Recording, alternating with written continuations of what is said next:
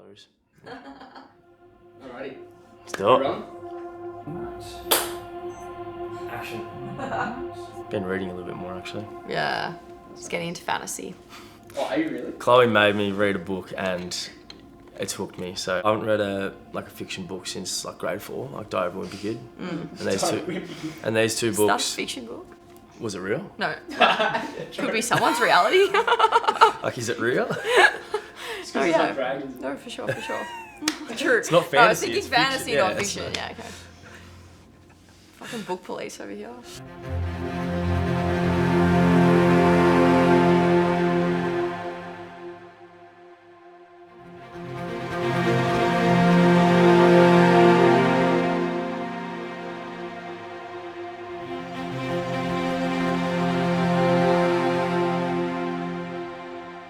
I don't know. Like we dealt with some shit this year and most teams do, but I only live in these 4 walls and what we deal with, and I know it was really tough at times for a lot of individuals and the club, but I was so proud of the way that everyone stuck at it. There wasn't once that anyone splintered or fractured. It was always, let's come together, and that's why I love coming to work every day, love playing on the weekend, love playing for the fans of the club because of that kind of mentality. 15 wins in any other season would guarantee finals, but the loss to the Lions puts the Dockers' place in the 8 on shaky ground. I don't think the Dockers will make finals. Seems like they're desperate to be good, but they don't know how. Possibly their last opportunity this week against the Dogs. I think they might be in some trouble.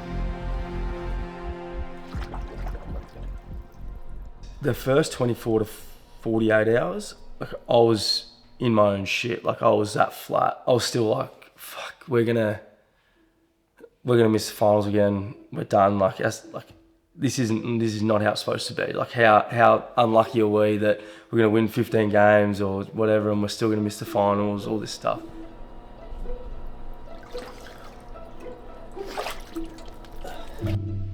I would get asked at least once a week, what's the difference, Jonah, between good and great? You know, all your experience of world champions and gold medalists and all this stuff. And I say, how much they don't change. It appears like you've had this amazing performance because you are standing out against others, but it's actually through that ordinary performance on a special day mindset. Those nerves and the fear of failure is there every single week. At this time of year, you think, fuck, what if what happened to us last year happens again? Who do we let down?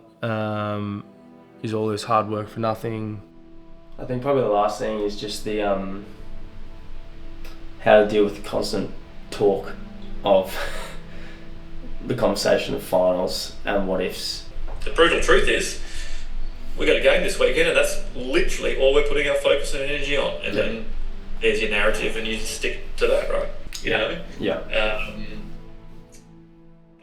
Yeah, the fear is something that's ever present, and it's daily, it's weekly, it's no matter if you're playing against a team that's really struggling or a team that's going really well, it's a different kind of fear. Your relationship with those feelings is really important and those emotions, because they're not necessarily negatives. Whereas if you can kind of detach yourself from a little bit and just say, oh wow, this is the way I'm feeling right now, it's not necessarily who I am or going to be there forever, this is just the feeling that I've got at the moment, then it kind of loses a little bit of its power and you can kind of see it for what it is, as just a momentary thing. Sounds great. I'll check you soon. Thanks, Sean. Appreciate it. Bye. Bye.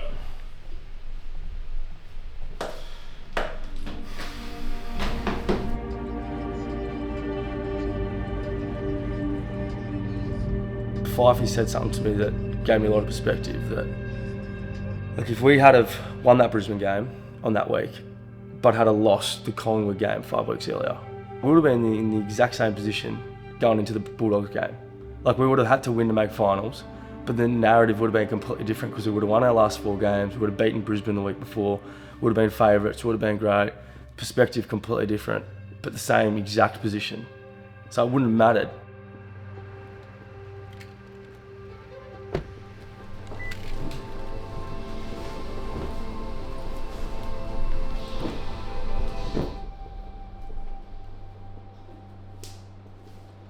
start kind of realising, hold up a sec, like we've got a great opportunity this week to actually build some momentum into the finals against a really good side, have a great win, and we came in with our shoulders back, smile on our face, ready for the challenge. And I think everyone did a great job of that, but that was kind of the initial phase of trying to kind of move on and get yourself to a point where you're ready to go, and really just playing with that freedom of not being scared to lose, going out there and just playing our way. And if we do lose, we can walk off the ground being disappointed, but we're not going to be regretful of the fact that we didn't play our way. And so if we go out there and put our footy on display for 4 quarters and just leave it all out there, we can live with the result.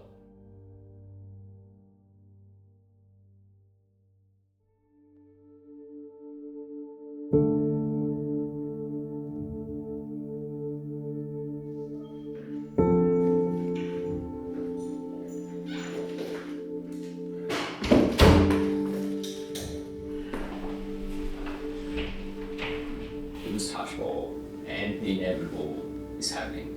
Okay, season's done. What was running through your mind kind of then? Very numb. Like even the couple minutes before the siren when you're waiting for the review to happen, and it's just such a slow death because like I was in the centre circle when I thought it was a goal, and then it was getting reviewed, and I've looked over the bench and I've kind of given it the time signal, and Fifey's on the bench and she's just given me a 10-finger, 10-second sign. And if there's a vision of me there, like I've just dropped my head, and I was just like unless, and I knew it was a point because Neil said he touched it, so it's going back, and that was just the slowest 2 to 3 minutes you can imagine. And then the siren goes and they're going crazy, and you're looking around, you're on the ground, and all the boys are on the ground just devastated. And it's just like, at that point, you don't really know what to feel. Like you're angry, you're disappointed, you're sad, you're overwhelmed. It's just, yeah. And then as a leader, you're trying to go, all right, how do I pick up a few of these pieces? Like I need to go, like help someone up, support these, stay together. And it's just like, there's nothing you can really say or do in that moment that's gonna make it better.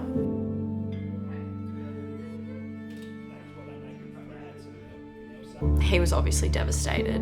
I think after the game, watching him hug his parents was just, yeah, it was really emotional.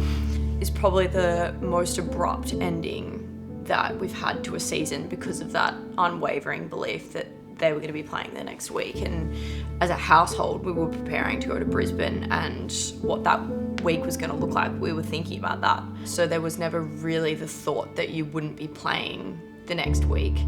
I look at the season in its whole, and it was the most challenging year I've been a part of.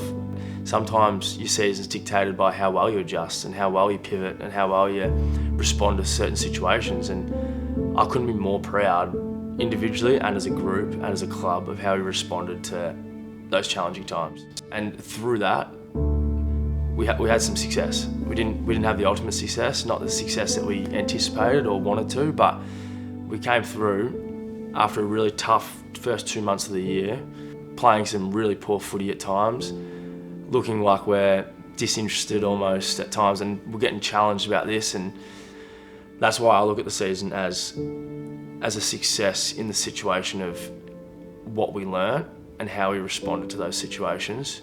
So I think that's the most powerful thing in the development of this club and this group to be a sustained, successful club.